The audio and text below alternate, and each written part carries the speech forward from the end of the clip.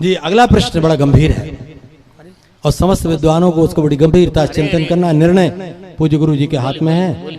यह है, वो ये कहते हैं कि यदि कन्या का विवाह हो गया और अभी वो अक्षत है, ऐसी अवस्था में क्या किसी कारण से उसके पति की मृत्यु हो जाए तो क्या उसका पुनर्विवाह होना चाहिए, नहीं होना चाहिए? जो मैंने समझा पहले वो समझ लें, फिर आगे उसका और स्पष्टीकरण आप लोग करें। क्योंकि स्मृति, कुछ स्मृतिकारों ने लिखा है कि यदि कन्या के विवाह के पश्चात ये पता लगे कि पति नास्तिक है, पतित है, क्लीव है या वर्णेतर है या सगोत्री है, ऐसी परिस्थिति में कन्या का पुनर्विवाह कर देना चाहिए।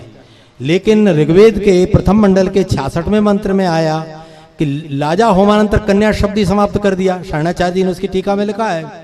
अच्छा, नचेत संप्राप्त मैथुना मुहूर्त मार्तंड, यहाँ मिथुन शब्द का तात्पर्य विवाह बता रहे हैं। और पाणिनि सूत्रकार नानी के सामने ननिहाल की क्या बात करें, पूज्य गुरु जी ने तो पाणिनि व्याकरण पर इतना महान ग्रंथ लिख दिया है। लेकिन वो लिखते द्वंद्वा द्वैर मैथुन कयो, इस सूत्र में यहाँ मैथुन शब्द का अर्थ विवाह किया गया है। मिथुनमी दंपति कर्म क्रिया निष्पादनम, किंतु अमर को सहवास रति स्पष्ट कर रहे, इसका अर्थ अक्षत योनि लगाया गया है। तभी सगोत्रा को पोष्य माना।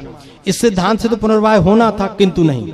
कुल्लूक भट्ट ने भी सप्तपदी पश्चात पत्नी माना है, पूर्व में नहीं माना। और भट्टोजी दीक्षित ने भी बागदत्ता का ही पुनर्विवाह माना है।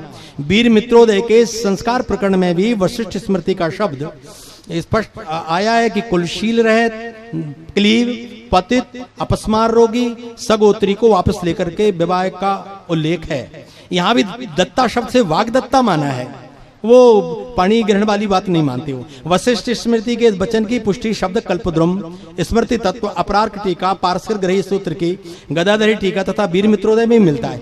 याज्ञवल की स्मृति में भी दत्ता शब्द का अर्थ वागदत्ता ही माना है। सकृत कन्या प्रदीते महाभारत में भी आया है। मनुष्य स्मृति की राघवानंदी टीका में भी और पराशर स्मृति की माधवकृत टीका में भी श्रेष्ठ पति मिलने पर वागदत्ता का पुनर्विवाह कर देना चाहिए। यदि पूर्व बाग जो वर्ण कर लिया है उसमें कोई दोष विवाह के पूर्व पता लग जाए तो, और फिर लिख रहे हैं कि यदि वो दुष्ट है, पतित है, नास्तिक है तो, अन्यथा नहीं। अक्षत योनि पुनर्भू के कही जाती, पुनर्भू के पतिपुत्र निंदिनी माने गए हैं। कुछ व्याख्याकार शूद्रा को द्वितीय पति की भी प्रशस्ति देते हैं। तो इस संदर्भ में जो हमारे पास प्रश्न आया है वो यह है कि त्रिवर्णिकों में द्वितीय पति के पास स्त्री को नहीं भेजा जाता है। यदि उसका विवाह हो गया है और वर्ष 2 वर्ष के अंदर कोई दुर्घटना घटित हो जाती दैवी दुर्विपाक से, तो क्या उसको पुनर्पति प्राप्त करने का शास्त्रीय अधिकार है अथवा नहीं? सिद्धेश त्रिवेणी जी। मेरु तंत्र में ये कहा है क्षत्रिय और वैश्या इनको ऐसा कोई घटना हो जाए तो द्वितीय विवाह का अधिकार है, लेकिन ब्राह्मणी को द्वितीय विवाह के लिए कहीं कुछ मिलता नहीं। याज्ञवल्क्य स्मृति की व्याख्या मिताक्षरा, उसकी व्याख्या है बालम भट्टी टीका।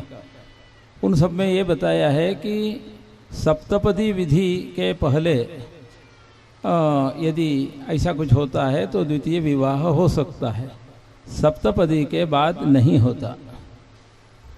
बहुत श्रेष्ठ, पाणिग्रहण संस्कार के बाद।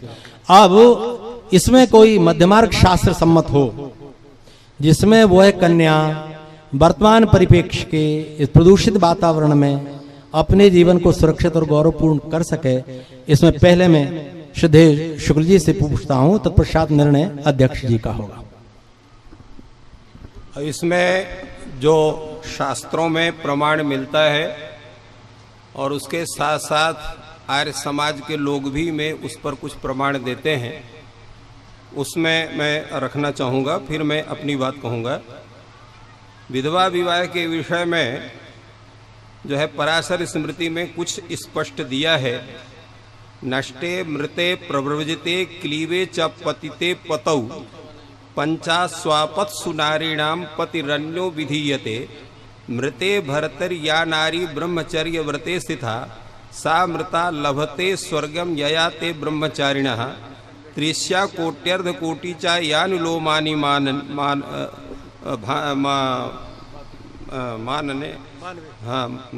मानने तावत कालम वसे स्वर्गे भरतारम यानुगच्छति। इसमें 2 पक्ष आए हुए हैं कि किसी का पति जो है कहीं गुम हो गया है, बहुत दिनों से नहीं मिला, या मृत हो गया, या जो है वो सन्यासी हो गया, या जो है नपुंसक हो गया किसी कारणवश, या पतित हो गया, तो इन 5 अवस्थाओं में नारी दूसरा पति कर सकती है।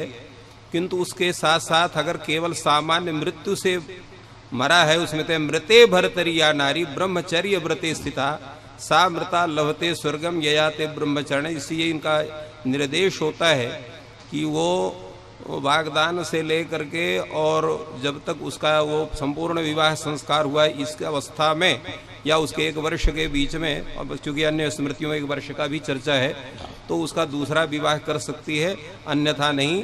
और मरने पर वो सीधे लिखा है ब्रह्मचारी वेश में रखना चाहिए उसको। और अगर वो सती का, तो इसलिए उसका नाम लेना उचित नहीं, इस पर चर्चा हम नहीं करेंगे। और इसी तरह से अन्य में भी है। और एक जो सबसे बड़ा कथन है कि इस विषय में जो आर्य समाज कुछ मंत्रों को देते हैं, यम नारी पतिलोकम मृणाना निपद्यत उपतवा मनुप्रेतम धर्मम पुराणम मनुपालयन्ति तस्यै प्रजा द्रविणम चेह देहि, इस मंत्र में। और उदीर्ष नार्य भी जीवलोकम गता सुमेतम उपशेष एहि हस्ताग्राभस्य तदिशो तवेदम पत्युर्जनियत्वाम अभिसंबभूव। तो इन मंत्रों के द्वारा कहते हैं कि विधवा विवाह होना चाहिए। मैंने इनका जो है, तो ये 2 मंत्र जिनका भी मैंने उल्लेख किया, ये दोनों मंत्र अथर्ववेद के हैं। उदीर्ष नार्य भी जीवलोकम गतासु मुपशेष एहि, ये मंत्र जो है वो ऋग्वेद में भी 10वें मंडल के 18वें जो है उसमें क्या कहते हैं अनुवाक में 7वें और 8वें मंत्र में है। इनका मैं अर्थ आपको जो उसमें आया हुआ है वो मैं आपको बतलाता हूँ।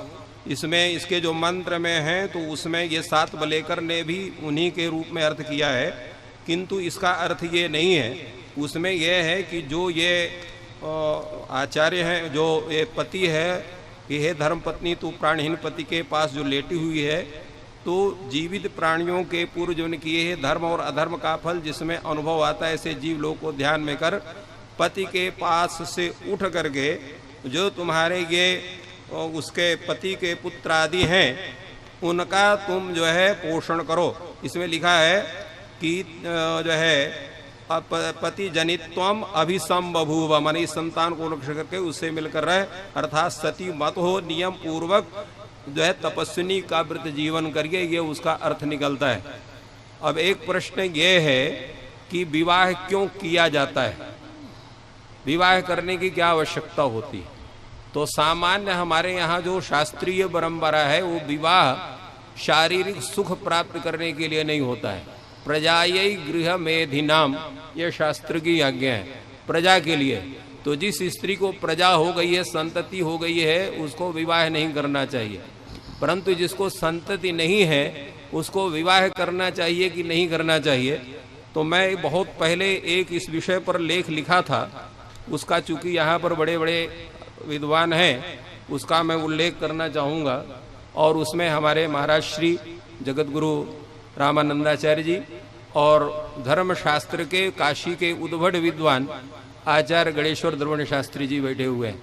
काशी में हम लोगों किसी को विशेष शंका होती है, तो जो आज अत्यंत सौभाग्य से आप लोगों के समक्ष विराजमान है गणेश्वर शास्त्री द्रविड़ जी, ये सभी के शंकाओं का विधिवत और बड़े हर्ष के साथ समाधान करते हैं। तो उनकी सेवा में मैं निवेदन करना चाहूँगा सबके। इस विषय में यह है कि हमारे प्राचीन समय पर नियोग विधि प्रारंभ की गई थी, उसको कलिवर्ज्य माना गया है। उसमें भी ऋषियों ने उसकी निंदा की थी, आज भी वो निंदित रूप में है, उसका ग्रहण हम नहीं कर सकते हैं। उसमें कई कारण है, बहुत समय ना लेकर संक्षेप में उसका मैं कथन करूंगा, किंतु उसके कुछ अंश को हम ले सकते हैं, उनका निषेध नहीं है। और वो अंश है कि जो ये परख नली के माध्यम से जो हम जो है गर्भाधान की जो एक परंपरा है, उस रूप में गर्भाधान करके वो स्त्री पुत्र प्राप्त कर सकती है और अपने जीवन को सुख में व्यतीत कर सकती है। इसका शास्त्रीय निषेध कहीं नहीं है। अगर होगा तो मैं आचार्यों से उसके लिए निवेदन करूंगा। पूज्य अध्यक्ष जी से अनुरोध। ऐसा है, मैं यहाँ एक व्यवस्था दे रहा हूं व्यवस्था ये है, प्रयास ये करना चाहिए, जैसा कि द्रविड़ जी ने कहा, मुझे बहुत अच्छा लगा कि ब्राह्मण वर्ण की कन्या को विधवा होने के पश्चात विवाह नहीं करना चाहिए, ऐसा प्रयास हो। यदि नहीं हो पा रहा तो अक्षत शरीरा जो है, यदि पति का शरीर पति से उसका शारीरिक संबंध नहीं हुआ है तो कथनचित विवाह कर ले, पर बहुत अच्छा नहीं है। मेरा मन नहीं मानता। मैं तो यही कहूंगा कि वो भगवत कृपा से ब्रह्मचर्य का पालन करे। और नियोग क्रिया, देखिए नियोग क्रिया का अर्थ दूसरा था। पहले वेद व्यास जी ने जो नियोग क्रिया का प्रयोग किया था वह शारीरिक संबंध नहीं था, वो उनकी सांकल्पिक प्रजाएं थी, तीनों की तीनों। इससे ये देवनाथ सुतोत्पत्तिम कलो कलो कलो पंच विवर्जय, इससे मैं तो यही व्यवस्था कहूंगा कि ब्राह्मणी को प्रयास करना चाहिए कि विधवा होने के पश्चात वो विवाह न करे, यदि और समाज उसका पोषण करे। यदि बहुत आवश्यक हो तो अक्षत शरीरा यदि हो तो कथनचित विवाह कर ले, वो भी बहुत अच्छा। मैं नहीं कहूंगा। अति श्रेष्ठ, अति